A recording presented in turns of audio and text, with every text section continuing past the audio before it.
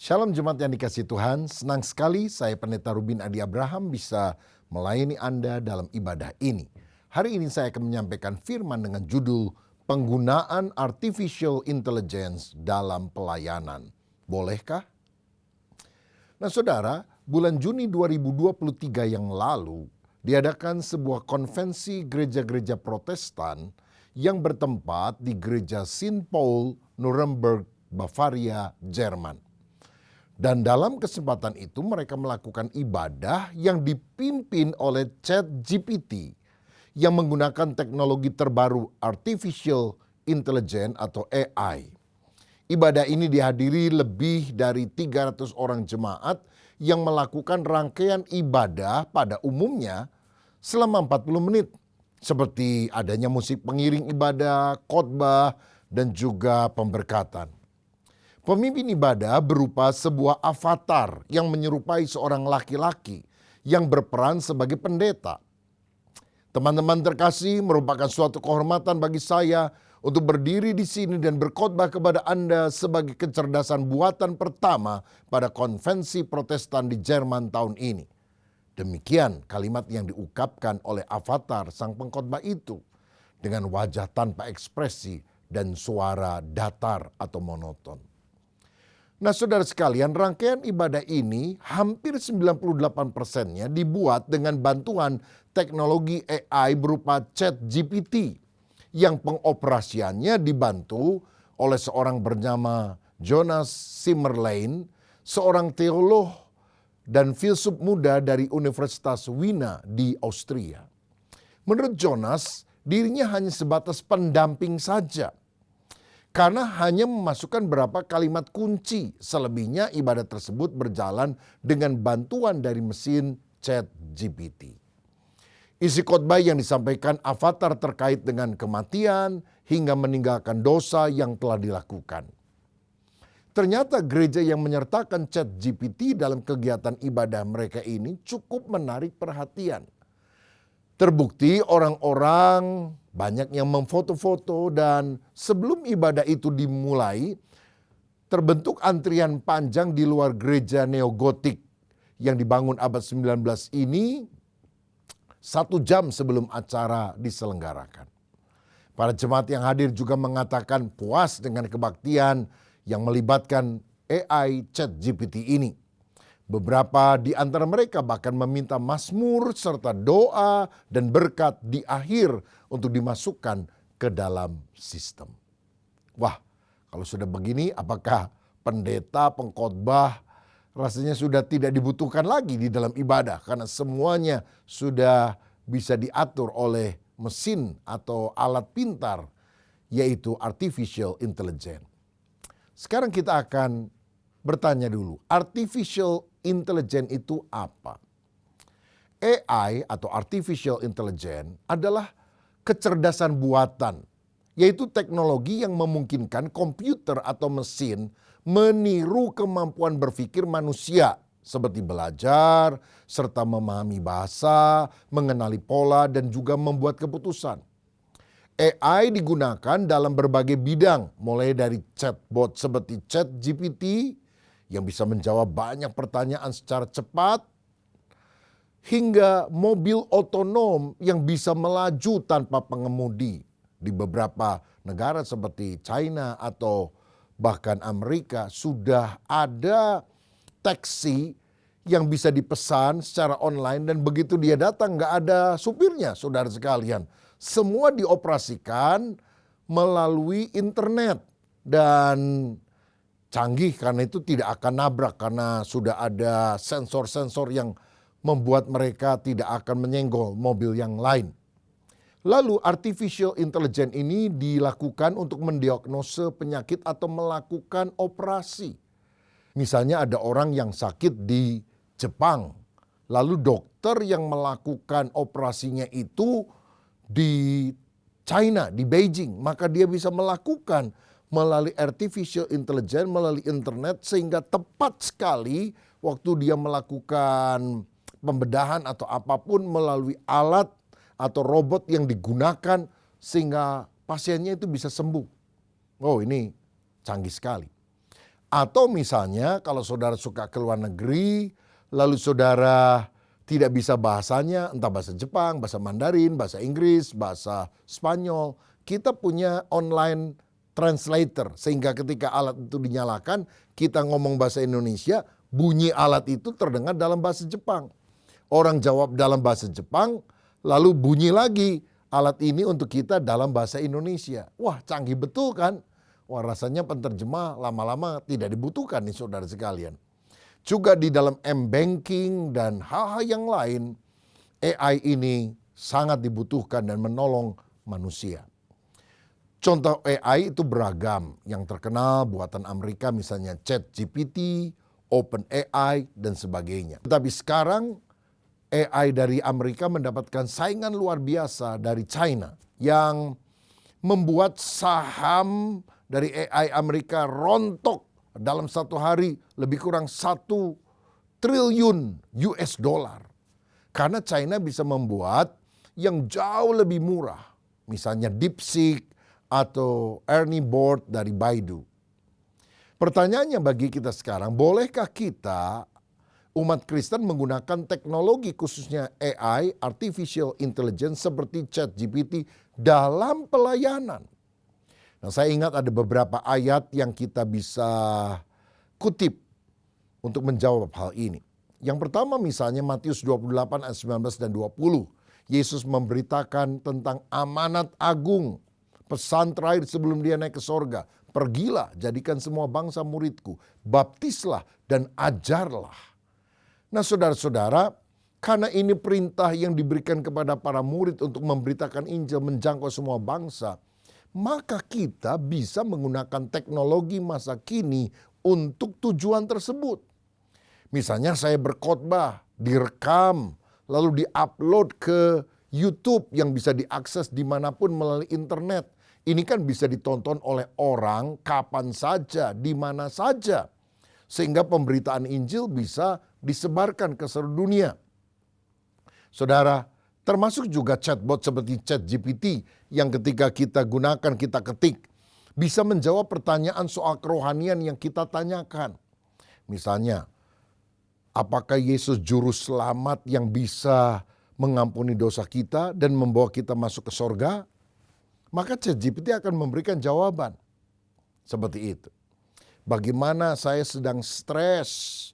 Bisakah ada ayat firman Tuhan yang menguatkan hati saya? Kita ketik itu. Lalu akan muncul ayat-ayat firman dalam waktu yang sangat singkat untuk memberikan kekuatan rohani bagi kita pada saat kita membacanya. Oh, dahsyat sekali. Ayat yang lain adalah 1 Korintus 9 ayat 22 dan 23. Dalam ayat ini Paulus berkata bahwa dia bersedia menjadi segala-galanya bagi semua orang untuk memenangkan mereka bagi Kristus.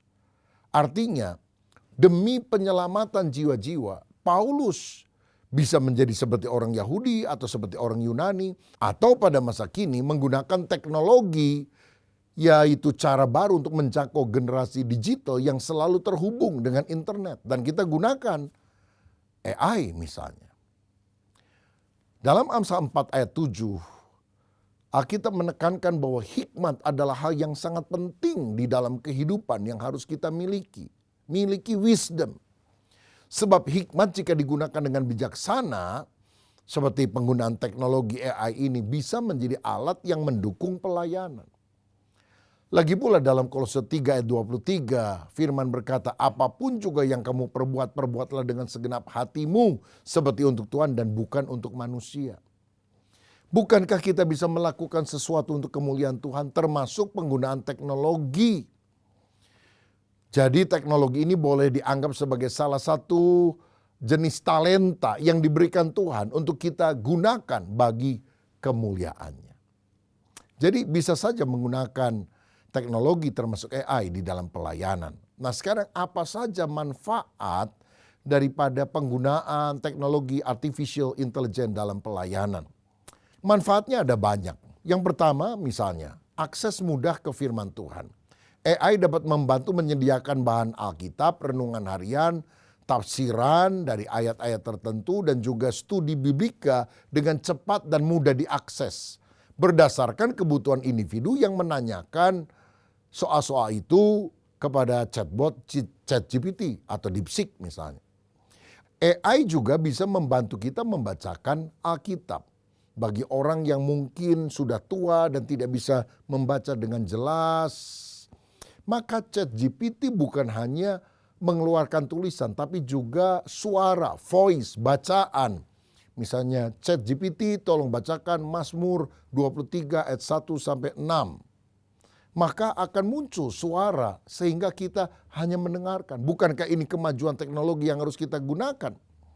Termasuk menolong rohaniwan dalam penelitian atau studi untuk bahan yang akan dia khotbahkan. Bahkan bahan dari bahasa asli Alkitab itu sendiri.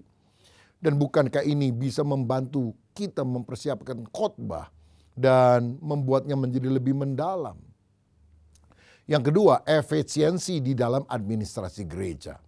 AI, Artificial Intelligence, bisa membantu dalam manajemen gereja. Seperti membuat jadwal ibadah, mengelola data jemaat, mengirimkan chat selamat ulang tahun secara otomatis kepada nama-nama orang yang sudah diprogram, dan lain-lain.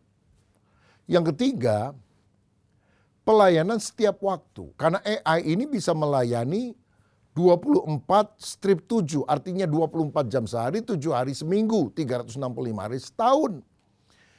Pertanyaan-pertanyaan seputar iman, kerohanian, kita masukkan, kita ketik di sana, kapan saja dia bisa jawab. Termasuk menjawab pertanyaan dasar tentang Alkitab dan doktrin. Selain itu, teknologi ini bisa menjangkau banyak orang sekaligus. Karena orang dari mana-mana, dari seluruh dunia bisa menggunakan ChatGPT dan kemudian mendapatkan jawaban. Yang keempat, analisis dan strategi pelayanan. AI dapat menganalisis tren dalam pelayanan gereja dan memberikan wawasan bagi pemimpin gereja untuk meningkatkan aktivitas pelayanannya. Ada usulan-usulan yang baik yang bisa dibaca, direnungkan untuk memperkuat pelayanan di masa yang akan datang. Bukankah itu sesuatu yang sangat menarik?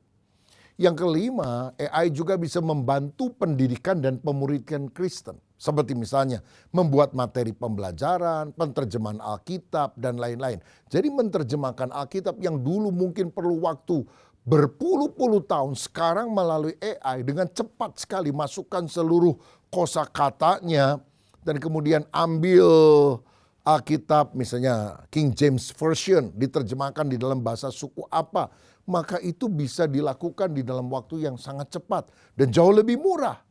Bukankah ini terobosan sehingga pada akhirnya Injil Kerajaan akan diberitakan menjadi kesaksian bagi seluruh bangsa. Baru setelah itu tiba kesudahannya, Yesus datang untuk kali kedua. Saudara, bahkan kita bisa memberikan layanan konseling berbasis AI bagi mereka yang membutuhkan bimbingan dalam menghadapi masalah dan membuat keputusan. Jadi kita bisa tulis, saya lagi putus cinta, bagaimana saya bisa mengatasinya? Itu jawabannya bisa langsung muncul. Jam 3 dini hari, jam 12 malam, jam berapapun saja pertanyaan itu diajukan, jawabannya akan muncul. Nah, dengan menggunakan AI dengan bijaksana, seorang Kristen bisa lebih efektif dalam bertumbuh secara rohani tanpa menggantikan peran utama dari doa, komunitas, orang-orang yang percaya, gereja, kelompok sel, dan juga bimbingan Roh Kudus. Nah, saudara-saudara, tetapi tentu saja AI tidak bisa melakukan segalanya dalam pelayanan, tidak bisa sepenuhnya menggantikan peranan manusia dalam pelayanan pendeta, pelayanan rohaniwan dan sebagainya. Apa saja kekurangan artificial intelligence dalam pelayanan? Yang pertama misalnya, kurang sentuhan manusiawi. Karena AI tidak bisa menggantikan empati, kasih, dan kebijaksanaan seorang pemimpin rohani dalam membimbing seorang secara pribadi. AI tidak bisa merasakan emosi atau memberikan dukungan emosional yang mendalam seperti manusia. Yang kedua, bisa ada potensi kesalahan dalam interpretasi. Karena AI hanya mengolah data yang tersedia, yaitu data yang diinput ke dalamnya. Jadi bila tidak diprogram dengan benar, Bisa saja AI memberikan jawaban yang tidak sepenuhnya sesuai dengan konteks iman Kristen atau ajaran gereja tertentu. Misalnya kalau oleh pembuatnya di negara itu mereka tidak percaya bahwa Tuhan itu ada, maka mereka membatasi, membloklah hal-hal yang berhubungan dengan Tuhan, perkara rohani. Lalu kemudian ada orang memberikan pertanyaan, apakah Tuhan itu ada? Mungkin jawabannya kalau sudah di-setel, Allah itu tidak ada, itu hanya pemikiran kosong manusia belaka. Dan tentu ini bisa bahaya karena banyak orang kemudian pikir ChatGPT selalu benar atau AI selalu benar. Yang ketiga, ketergantungan yang berlebihan. Jika gereja terlalu mengandalkan AI, ada resiko bahwa hubungan antar jemaat dan pembimbingan rohani menjadi lemah.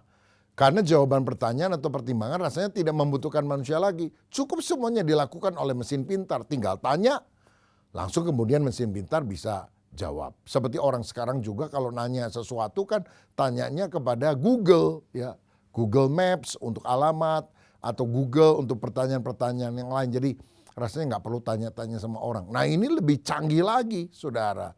Ya Google lalu kemudian ada 1-2 langkah lebih maju menggunakan AI tersebut. Ketergantungan kepada AI juga bisa mengurangi hubungan pribadi dengan Tuhan. Karena kalau ada pertanyaan, kira-kira saya harus beli rumah ini atau di sini? Mana yang lebih bagus? AI bisa menjawab berdasarkan algoritma, memberikan data-data. Kelebihan daripada lingkungan ini atau lingkungan sebelah sana. Kita tidak lagi doa kepada Tuhan dan memutuskan berdasarkan petunjuk Roh Kudus, bukan hanya sekedar data-data secara ilmiah, intelektual belaka. Padahal mungkin Tuhan ada rencana yang berbeda dengan apa yang dijawab oleh AI tersebut. Yang keempat, masalah privasi dan keamanan data. AI mengumpulkan data dari pribadi kita masing-masing, ini bisa menimbulkan masalah privasi jika tidak dikelola dengan baik. Datanya bisa bocor dan disalahgunakan orang yang tidak bertanggung jawab. Saudara kita ngisi misalnya untuk langganan Facebook, langganan Instagram dan sebagainya. Itu kan data diambil oleh perusahaannya di Amerika Serikat. Kalau kita menggunakan bantuan AI dari China, misalnya DeepSeek dan sebagainya, itu kan datanya diambil oleh negara tersebut dan bisa saja ada penyalahgunaan oleh orang-orangnya dalam bidang tersebut. Nah saudara sekalian, dan yang kelima adalah keterbatasan spiritual. Karena AI tidak memiliki roh, AI tidak memiliki hubungan pribadi dengan Tuhan, sehingga tidak dapat menggantikan peranan Roh Kudus dalam membimbing seseorang. Karena AI hanyalah bekerja berdasarkan algoritma saja. Padahal dalam pelayanan rohani, pimpinan Roh Kudus sangat penting untuk memberikan penghiburan, teguran, hikmat yang tidak bisa diberikan oleh AI. AI kan bisa jawab kalau orang biasanya gejalanya gini-gini, jawabannya demikian. Tapi kalau Roh Kudus mengintervensi, kadang-kadang dia tidak berpikir linear, dia bisa berpikir out of the box karena dia sumber dari segala hikmat. Dan kita akan kehilangan petunjuk Roh Kudus kalau kita hanya mengandalkan jawaban yang ilmiah dari mesin pintar, tapi tidak melibatkan Allah di dalam kehidupan kita. Lagi pula AI kan tidak bisa mendoakan dan menumpangkan tangan kepada orang yang sakit. Tentu tidak bisa menggantikan doa yang dipimpin oleh seorang pendeta misalnya. AI juga tidak bisa memberikan konseling pastoral secara mendalam. Memang AI bisa memberikan saran, nasihat, tetapi tidak bisa menggantikan bimbingan spiritual yang berasal dari pengalaman, hikmat rohani dan empati seorang rohaniwan yang mungkin sudah senior dan punya wawasan hikmat yang luar biasa berdasarkan firman. Yang ketiga, AI juga tidak bisa memberikan penghiburan secara emosional dan rohani. AI memang bisa memberikan ayat atau nasihat, tapi tidak bisa menangis bersama dengan orang yang menangis atau merasakan penderitaan secara emosional. Sehingga kita mengalami sentuhan manusiawi karena ada orang yang mendukung kita. AI juga tentu tidak bisa memimpin sakramen gereja, baptisan air, perjamuan kudus, atau pengurapan, doa pengurapan bagi orang yang hadir dan membutuhkan peneguhan di dalam ibadah. Itu kan harus dilakukan oleh kita manusia yang diurapi oleh Roh Kudus. Berikutnya, AI juga tidak memiliki hikmat dan discernment rohani, bisa membedakan faktor-faktor dalam pengambilan keputusan.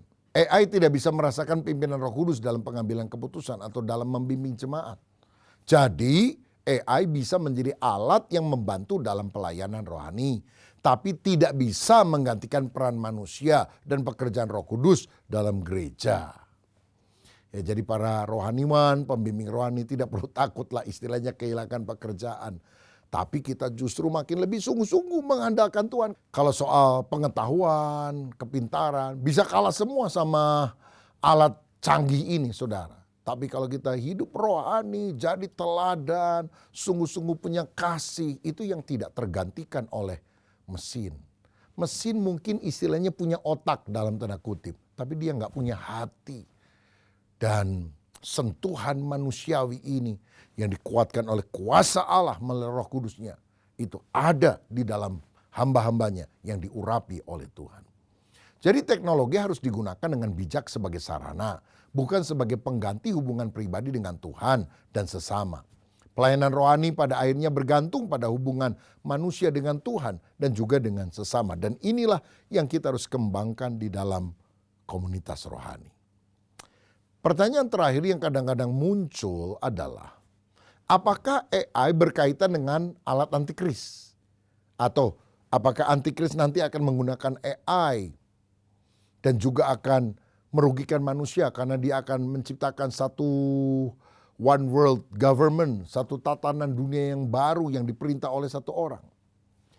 Nah, saudara, memang banyak orang memiliki kekhawatiran bahwa artificial intelligence ini bisa menjadi bagian dari sistem yang mengarah kepada antikristus, terutama jika digunakan untuk kontrol total atas manusia. Lalu alat itu dimasukkan ke dalam otak atau ke dalam tangan manusia misalnya. Ini bisa digunakan untuk manipulasi informasi dan hal-hal yang lain, controlling oleh oknum-oknum tertentu, negara tertentu. Namun sebetulnya AI sendiri hanyalah alat yang netral. Bagaimana ia digunakan tergantung pada manusianya. Nah, jika digunakan untuk kebaikan, AI ini bisa menjadi alat yang luar biasa untuk kemajuan manusia dan pelayanan pekerjaan Tuhan. Namun jika disalahgunakan, bisa menjadi alat penindasan. Misalnya, pisau itu bisa digunakan untuk memasak, maksudnya memotong-motong buah-buahan, sayur. Tapi juga bisa digunakan secara negatif untuk menusuk orang, melukai orang. Begitu juga misalnya alat yang lain bisa digunakan secara positif ataupun secara negatif. Dalam perspektif iman, yang lebih penting adalah bagaimana manusia menggunakan AI. Apakah untuk membangun dan membantu sesama atau untuk menciptakan ketidakadilan dan ketakutan. Yang utama adalah tetap bijak dalam menggunakan teknologi ini sesuai dengan prinsip kebenaran dan kasih. Jadi jangan terlalu takut juga. Wah, hati-hati loh.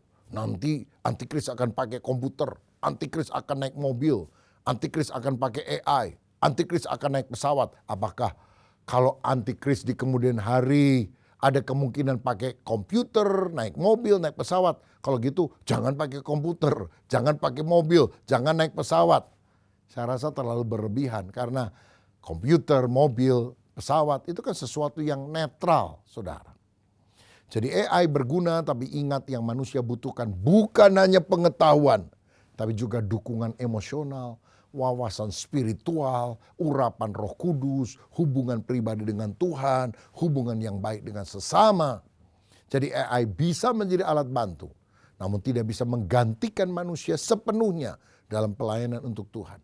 Kita, saudara dan saya, dipanggil untuk melayani Tuhan dan melayani sesama. Apakah dengan bantuan AI atau tanpa AI? Karena itu yang penting, gunakan waktu yang ada untuk jadi berkat bagi banyak orang, untuk membawa kemuliaan bagi nama Tuhan. Sehingga kitalah yang akan dipakai Tuhan menjadi alat Tuhan yang ampuh, membawa pemulihan, kesembuhan, pertobatan, keselamatan bagi banyak umat manusia yang kita bimbing untuk berjumpa dengan Kristus. Saya berharap apa yang saya sampaikan ini membuka wawasan kita karena perkembangan teknologi termasuk AI akan makin sangat cepat dan kita bisa memilih dan memilah. Dan dengan bijaksana kita menentukan sikap kita juga dalam penggunaan teknologi ini. Kiranya Tuhan memberkati kita. Mari kita berdoa. Bapa, terima kasih buat hikmat yang Kau berikan bagi kami melalui kecanggihan, kemajuan teknologi yang ada. Biar kami sungguh-sungguh tetap menggunakan itu hanya sebagai alat bantu. Tapi relasi dengan Tuhan adalah hal yang utama. Menyatakan kasih kepada sesama adalah hal yang sangat penting dalam hidup kami. Sehingga hidup kami tidak seperti robot yang tanpa perasaan. Tapi kami menjadi manusia ilahi yang sungguh-sungguh hidup punya kasih, memperhatikan orang lain. Dan hidup kami tertuju membawa hormat bagi nama Kristus. Berkati kami yang sudah menyimak pembahasan ini. Dan biarlah kami makin hari menemukan nilai-nilai spiritual di dalam kehidupan kami. Lebih dari sekedar pemahaman manusia belaka. Berkat-Mu atas kami dalam nama Tuhan Yesus Kristus. Haleluya. Amin. Tuhan Yesus memberkati.